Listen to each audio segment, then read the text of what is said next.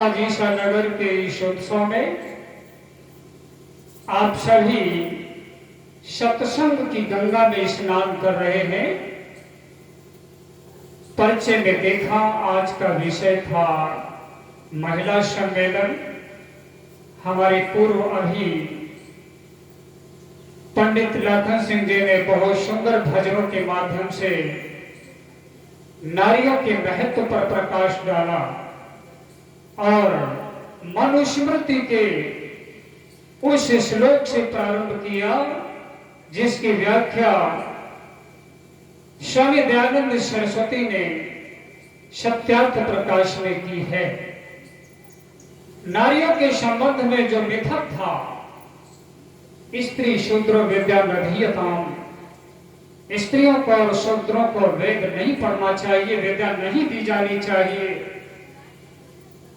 इस वाक्य की यथार्थता को सिद्ध करने के लिए वैद से दयानंद सरस्वती ने मनुस्मृति का उदाहरण दिया और बताया मानव संविधान के रचयिता महर्षि मनु ने स्पष्ट शब्दों में लिखा है कि यत्र नारी पूजन्ते रमन्ते तत्र देवता। जहां नारियों की पूजा होती है वहां देवता निवास करते हैं और इसके विपरीत जहां नारियों का अपमान होता है वो स्थान शमशान हो जाते हैं। नारियों के महत्व को वेदों में दर्शाया गया है। वैदिक नारियां जीवन के प्रत्येक क्षेत्र में पुरुषों के समान थी।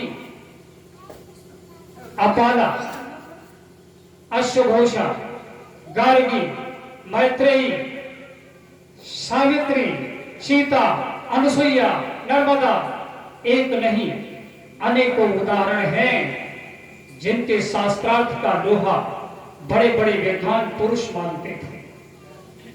लेकिन मध्यकाल में जब विदेशी संस्कृति हमारे देश में आई, अरब संस्कृति, तो उसके प्रभाव में आकर के नारियों का अपमान हुआ और तत्काल समय में जो ग्रंथ लिखे गए उन ग्रंथों में नारियों का दर्जा निम्न कर दिया गया।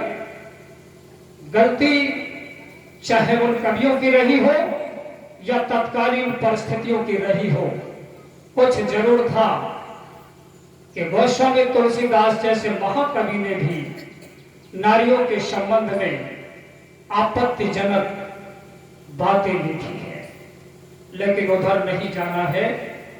हमें तो नारियों के सशक्तिकरण, नारियों के महत्व और उनकी महिमा को देखते हुए आज फिर उन्हें वही स्थान प्रदान करना है जो वैदिक काल में था।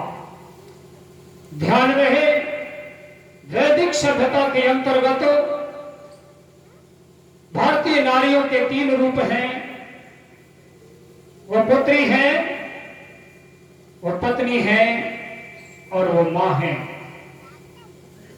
और नारी जीवन की पूर्णता उनके मातृत्व में निहित है। जो नारी मातृत्व को प्राप्त कर लेती है उसका जीवन सफल माना जाता है। इसलिए कहा गया है माता निर्माता भवती, माता निर्माण करती है, संतान का निर्माण तो वो करती ही है।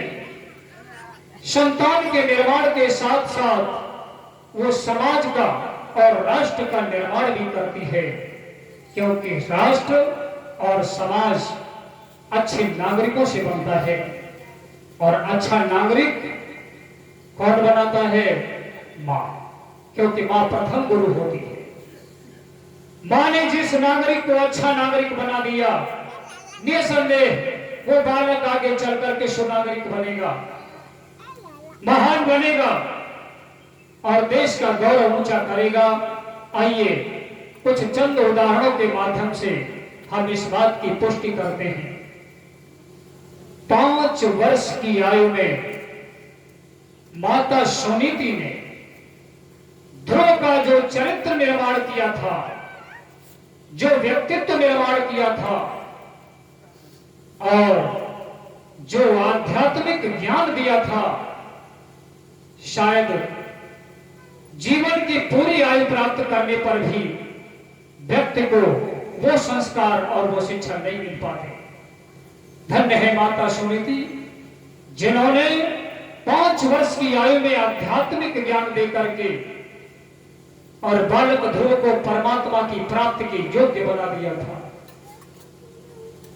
दूसरा उदाहरण देखिए, एक अनपढ़ कुम्हारी जो आवा में बर्तन लगाती थी, और बर्तनों में जब बिलारी के बच्चे घुस गए तो वो परमात्मा का ध्यान करती है, हे परमात्मा ये बिलारी के बच्चे बच जाए, नहीं तो मुझे पातक लगेगा। और उसी समय प्रहलाद उधर से निकलता है तो नारायण का नाम सुनते ही उसने कहा, ये क्या कह रही हो बूढ़ी मां, मेरे पिताजी ने इस नाम को रटने से मना किया है। लेकिन उस कुम्हारी ने कहा, तेरे पिता तो इस राज्य के राजा हैं, जो समस्त ब्रह्मांड का राजा है, जिसने समस्त जगत का निर्माण किया है, जो सबका रखवाला है, उसका नाम लेने से हमें कोई नहीं रोक सकता, और तुम भी लिया करो। और अगर देखना है उन नाम उस भगवान की महिमा, उस परमात्मा की महिमा, तो कल आकर के देख लेना मेरी भक्ति में और परमात्मा की शक्ति में कितना प्रभाव है। अगले दिन फिर प्रहलाद गया तो क्या देखता है कि जिस आवा के क्षेत्र में वो बिलारी के बच्चे थे, उस क्षेत्र में अग्नि ही नहीं बढ़ी, और उस अग्नि के प्रभाव के न जाने से बिलारी के बच्चे बच गए।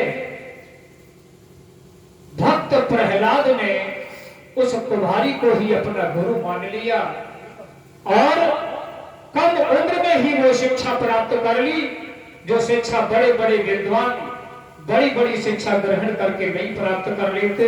एक अशिक्षित महिला ने ज्ञान दे दिया। देखिए अगला उदाहरण, माता शकुंतला, जिसे पहचानने से हस्तिनापुर नरेश दुष्यंत ने मना कर दिया था कि मैं तुझे नहीं जानता, और जबकि गंधर्व विवाह उसके साथ किया था, और शकुंतला के गर्भ में पड़ने वाला बालक भी उन्हीं का था। लेकिन राजमद में, राजधर्म के पालन में उन्होंने मना कर दिया, मैं तुझे नहीं जानता।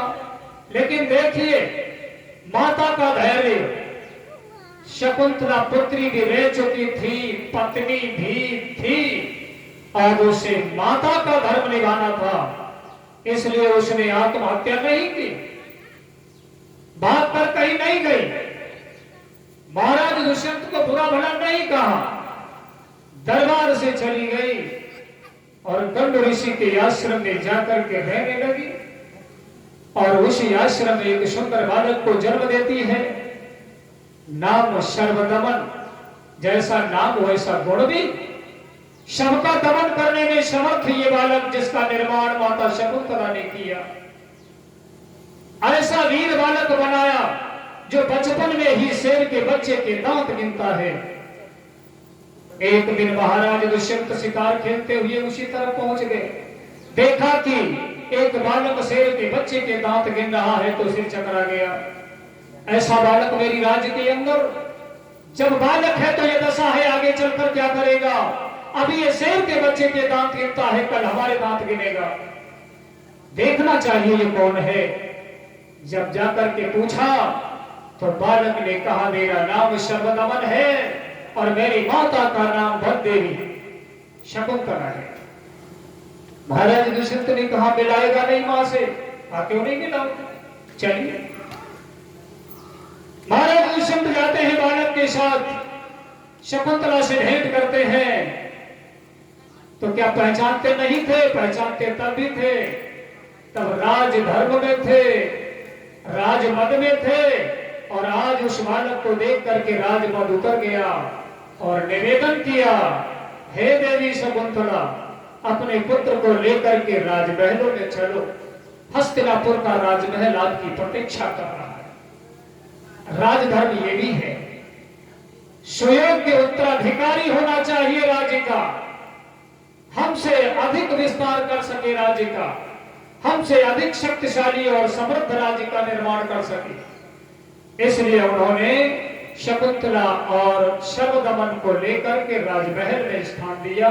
ये माता शकुंतला की देन थी। और भी उदाहरण है जीजाबाई।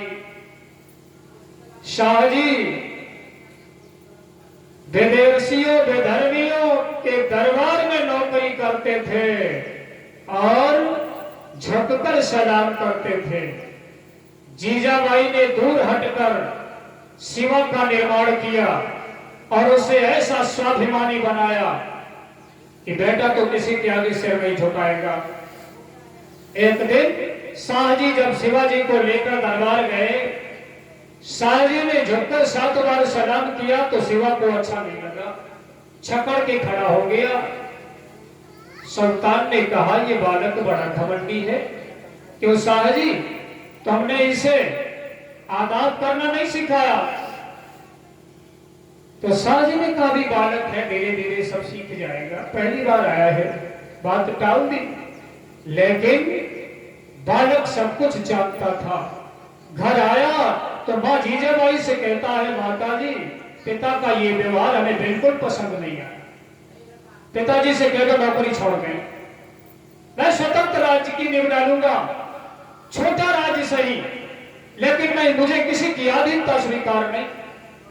और माता जीजाबाई की प्रेरणा से, आचार्य कौरव की शिक्षा से छत्रपति शिवाजी ने स्वतंत्र मराठा राज्य की नींव डाली और अपने स्वाभिमान को, अपने गौरव को बनाए रखा। ये माता जीजाबाई की देन थी। उदाहरण और भी हैं, लेकिन अधिक विस्तार में नहीं जाऊंगा। केवल इस बात की पुष्टि करनी थी कि माता निर्माता भवती, माता संतान का ही निर्माण नहीं करती, माता समाज का निर्माण करती है, माता राष्ट्र का निर्माण करती है। इसलिए माताओं का सम्मान करना सीखो। जहां माताओं का सम्मान होता है वहां अच्छे नागरिक होते हैं, और जहां अच्छे नागरिक होते हैं वहां अच्छा समाज होता है, और जहां अच्छा समाज होता है वही स्वर्ग होता है। स्वर्ग निर्माण की इस प्रक्रिया को समझे और माताओं को उनका उचित स्थान दें। समय अधिक नहीं है, इसलिए वाणी को विराम। एक ओम शांति।